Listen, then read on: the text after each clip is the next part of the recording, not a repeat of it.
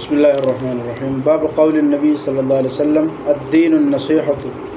نبی رسول السلام قول د دین خیرخواهی او نصیحت ده لله ولرسوله، الله او د غد رسول د پاره نصیحت ده، ولائمه المسلمین او د مسلمانانو ائمه امام ته وي او امام وي مشر خیرخواه لکه بادشاہان شو،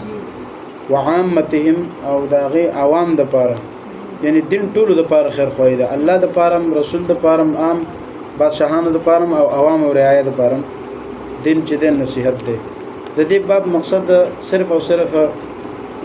دو مقصد دي، یو خدا د چې هغه مرجئه باندې رد ده، او دویم دام د چې ګوره امام بخاری کتاب العلم نواله وسه پورې د اخري باب دی کنه، نو کتاب العلم شروع باب نواله وسه پورې کله په مرجئه باندې رد کوي، کله په احناف باندې رد کوي، کله په خوارج او انور باندې رد کوي، یعنی هر باب نه تقریبا مونږ ویل کنه شروع نه پدی باندې رد ده، فلان کی باندې رد ده. دلته امام بخاری اخیری باب راوړی دی، مقصد یې دغه دی چې دلته مرجئه باندې رد ده، لیکن امام بخاری وایي چې ګوره دا ردونه چې زه کوم دا صرف د دې لپاره نه کوم چې ما څه شوق دی، بلکې دا رد بار بار د دې لپاره کوم چې دا ګوره ستاسو لپاره زه د خیرخواهی سوچ کوم، نو ځکه الدین النصیحه دا باب راوړی دی. صحیح ده، د ستاسو خیرخواهی د ستاسو لپاره یو نصیحت دی چې ګوره غلطو فرقو نه ځان وساتئ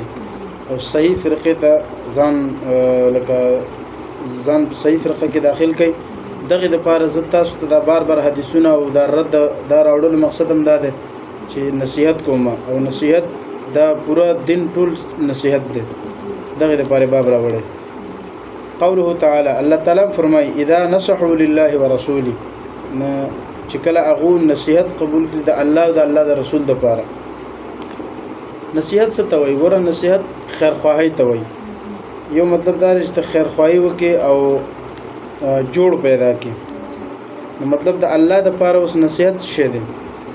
الله سره به څنګه خیرخواهی کوي، څنګه به نصیحت کوي؟ ته الله سره خیرخواهی او نصیحت هغه دا نه چې ته د الله کار وکړي یا بل څه الله د پاره څه خو وکړي. الله د پاره نصیحت مطلب دا دی چې الله تعالی څه حکم درکړي پاغه عمل وکړه، په الله ایمان راوړه، هغه سره شرک مکوه، دا نصیحت دی. دا شانت نبی رسول الله سره خیرخواهی دا ده چې ته په نبی صلی الله علیه وسلم باندې ایمان راوړې، هغه نبی وګڼي او خاتم النبیین اخیری نبی وګڼي، او دا شانت ائمه بادشاہان دا غي د پاره خیرخواهی انسان پړه کې هغه دا ده چې ته دا غي حکم ومنل شي، هغه حکم چې کوم د الله او د الله رسول د احکاماتو برابرۍ، نو هغه حکم دا غي منل ضروری دی، دا غي خلاف بغاوت کول یا غي سنور رویه اختیارول دا جایز نه دي. وعامتهم او عام سړي د پاره هغه سره خیرخواهی د دې خو به ډېر قسمونه دي، کم از کم هغه سره خیرخواهی وکړي، هغه تکلیف نه رسېږي، ژبې نه د لاس نه ډېرې طریقې دي. نو بهرحال دین ټوله خیرخواهی ده، هر طرف ته چې وګورې نو دین انسان الله سره او د خلکو سره یو ځای کوي، جوړ پیدا کوي. حديث كم دار ذي وبه قال حدثنا مسدد قال حدثنا يحيى عن اسماعيل قال حدثني قيس بن ابي حازم عن جرير بن عبد الله البجلي، دا صحابي ده جرير بن عبد الله رضي الله تعالى عنه فرمای بايعت رسول الله، ما نبی رسول الله سره بیعت وکړ، او بیعت په سبانه اقام الصلاه ایتاء الزکات والنصح لكل مسلم، چې منځ به قائم کې، زکات به ادا کې، او هر مسلمان سره خیرخواهی او نصیحت کې. نو د باب سره مطابقت را لګا. او بل حدیث ته وبه قال حدثنا ابن نعمان قال حدثنا ابو عوانة عن زياد بن علاقة قال سمعت جرير بن عبد الله، دا ما صحابي دي، ما وردو جرير بن عبد الله البجلي رضي الله تعالى عنه، دته صحابينا ما وردو په کوم ورځ يوم مات المغيرة بن شعبة، کوم ورځ چې دا صحابي مغيرة بن شعبة رضي الله تعالى عنه وفات شو، دا امیرو، او دا امیر چې کله وفات کېدل نو د وفات په ورځ باندې شور شغب جوړ شو، هنګامه جوړ شو چې اوس به امیر څوک جوړیږي، امیر به جوړو نه به جوړو، دا یو غیمه جوړه شوله. نو په دغه ورځ باندې دا ودرېدلو، قامه ودرېدلو، او چې ودرېدو فحمد الله واثنى عليه، د الله تعریف بیان کو، واثنى عليه او د الله ثنا بیان کو، تعریف او ثنا پیژنې کنه مقصد دوه یو دی. وقال او دا یو فرمایل علیکم باتقاء الله وحده، تاسو باندې لازم ده چې تاسو صرف د الله نه ویریږئ، لا شریک له، هغه الله چې دا غ سید څوک شریک نشته، والوقار او دا علیکم تعلق لري، علیکم بالوقار،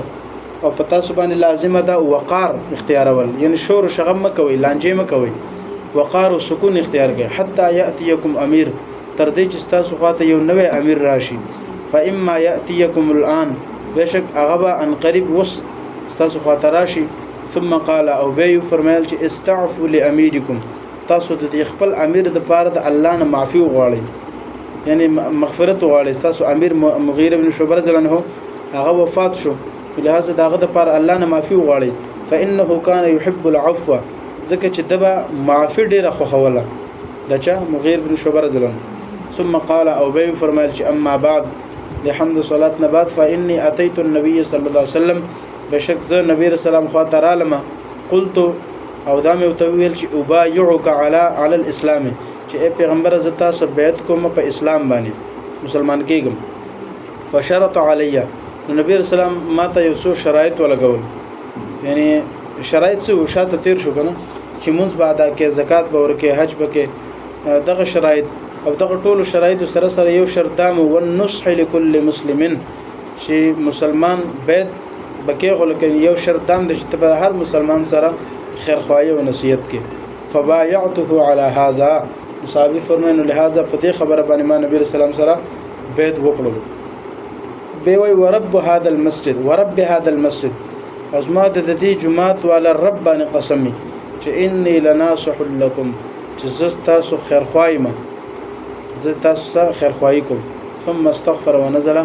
وی استغفار وکړو او ونزل او د منبر نه کتر راکوشو نو خلاصه دا چې امام بخاری وی اني لناصح لكم چې څنګه چې صحابي ویل چې زه تاسو خیرخواهی